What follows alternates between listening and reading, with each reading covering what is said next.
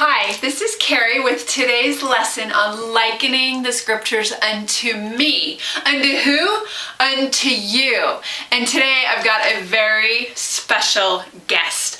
I was actually able to sit down and talk with Mr. George Michael. Can you believe it? I know! And I recorded it. And I asked him this question, and I found it very interesting, but I asked him, I said, Mr. George Michael. Well, actually I said George, because we're on a first name basis. George, so tell me, what is the number one thing that you do to please God? And this is what he said. Are you ready? Listen closely.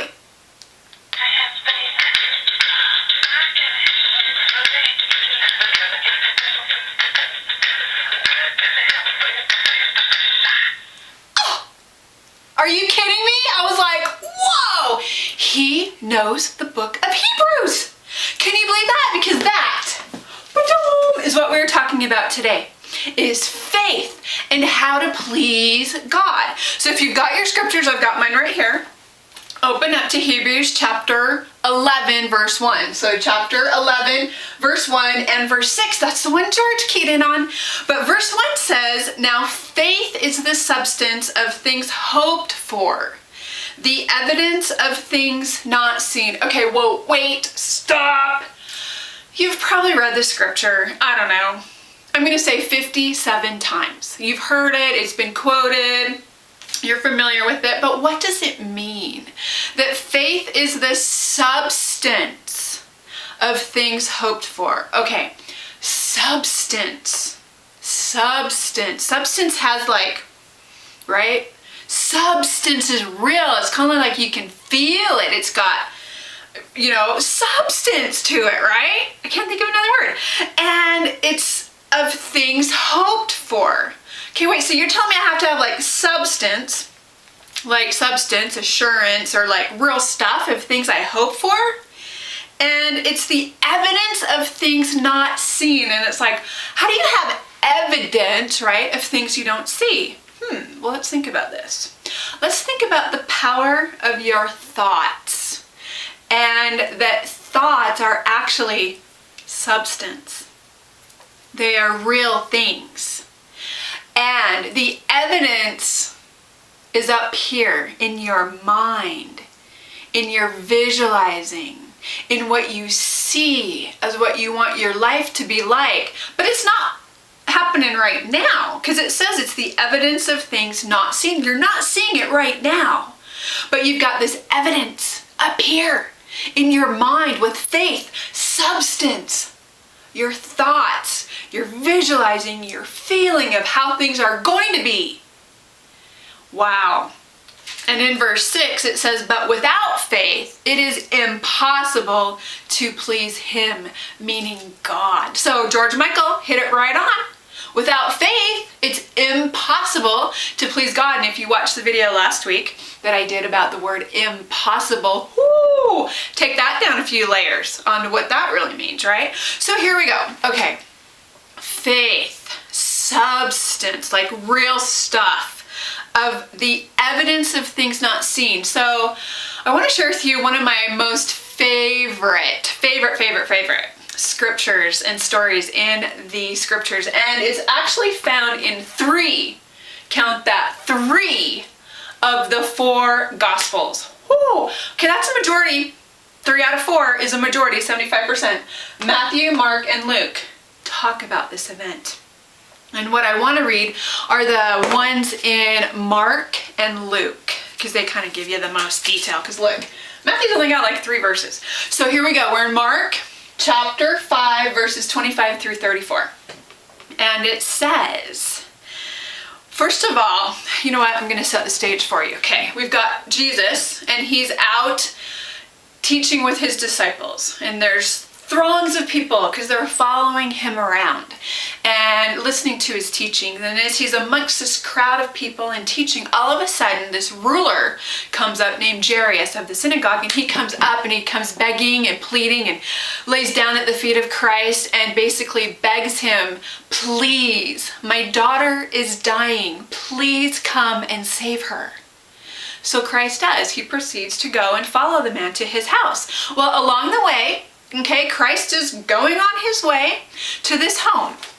And we have here starting Mark chapter 5, verse 24, it starts, and Jesus went with him, and much people followed him and thronged him. Okay, remember, kind of visualize yourself. You know, if you're getting out of a big sports game and you're like, you're shoulder to shoulder and everybody's just kind of huddling and you're all in this mass moving in the same general direction. That's how I picture this with Christ. And a certain woman, which had an issue of blood 12 years and had suffered many things of many physicians and had spent all that she had and was nothing bettered, but rather grew worse. When she had heard of Jesus, came in the press behind. Okay, so she was in the throngs behind him and touched his garment. Here's the key. For she said, in her mind, in her thoughts, in her visualizing, if I may touch but his clothes, I shall be whole. Okay, whoa, wait, back up. So here's this woman, 12 years, 12 years, right? 10, 12 years. Suffering the hemorrhage, the issue of blood is what we're told. 12 years she'd spent all her money, all her time, all her energy going to doctor after doctor after doctor. And guess what? It only was getting worse. But yet, here's her faith. Substance of things hoped for. She wanted so badly to be cured of this disease that the evidence was that I am whole. She said, if I may but touch his clothes, I shall be whole. Bam! That's the evidence, but it isn't seen. All right, are you catching this, what this lady did? All right, and so straight away, verse 29, the fountain of her blood, as soon as she touched the garment of Christ, straight away, the fountain of the blood was dried up. And she felt in her body that she was healed of that plague. Oh my gosh. Okay, I kind of want to flip over to Luke because here we add a little bit more insight. And Jesus said, who touched me? When all denied, Peter, again, you gotta love Peter, and they that were with him, they said, Master, the multitude that throng thee, and you ask, who touched me? And here's what I love. Christ said, somebody touched me. And I perceive that virtue is gone out of me. Okay, virtue meaning power. So Christ is standing in this throng of people, and he was like, somebody touched me. Now imagine this. I don't think he was like, somebody touched me. Who is it? But he was like, somebody touched me. Who? And here's this woman, right? She was a little scared because Christ just stopped everything. Somebody touched me. And the woman trembling, all right, and in verse 47, and when the woman saw that she was not hid, she came trembling and falling down before him. She declared unto him before all the people for what cause she had touched him, and how she was healed immediately. So can you imagine this woman in front of Christ, and she's like, I touched you. I've been suffering from this blood hemorrhage for 12 years, and I've spent all my money, all my time, all my energy trying to be healed, and it's only gotten worse. And I knew if I only came and I touched your garment, I knew I'd be whole. And Christ says unto her, Daughter, be of good comfort. Thy faith hath made thee whole. Go in peace. Now this is the kind of faith I want to talk about. Uncommon faith, right? Uncommon. She stopped Christ in his day. Her faith literally changed the course of Christ's day, where he stopped. He's like, wait, somebody touched me. And she was immediately healed, instantly healed, after 12 years of spending all her money, all her time, all her energy.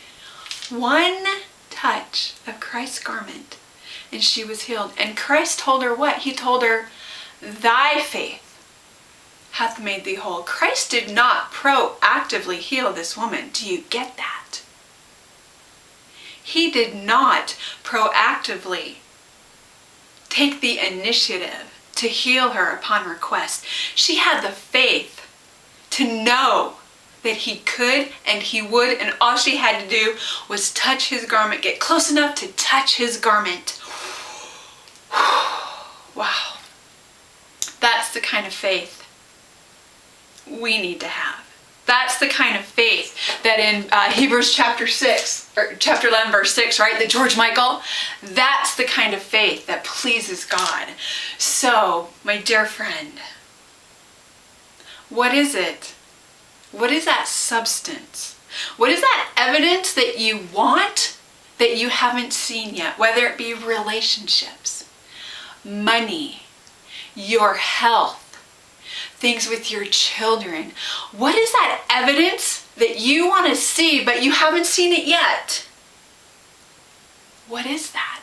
And to have the faith to just touch the hem of Christ's garments, to proactively interrupt his day, right? Interrupt what he's in the midst of going to do. Just interrupt it with your faith and be healed and whole immediately. Wow! So I want to share that and leave that with you. That the way to please God is to have uncommon faith, just like this woman.